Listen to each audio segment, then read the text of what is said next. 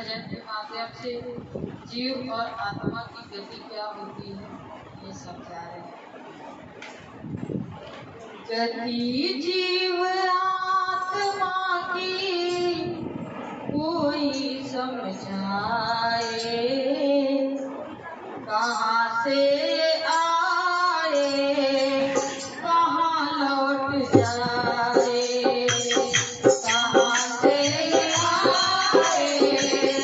कहाँ लौट जाए। गति जीव आत्मा की कोई समझाए, कहाँ से आए कहाँ लौट जाए, कहाँ से आए कहाँ लौट जाए। कभी इसका आना जाना किसी ने न जाना, कभी इसका आना जाना किसी ने न जाना, कभी इसका आना जाना किसी ने न जाना।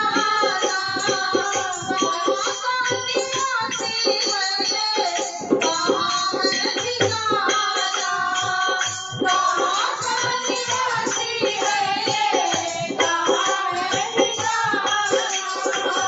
किसी को भी कोई अपना हो, किसी को भी कोई अपना बताना बताए, कहाँ लौट जाए। गति जीव आत्मा की कोई समझाए,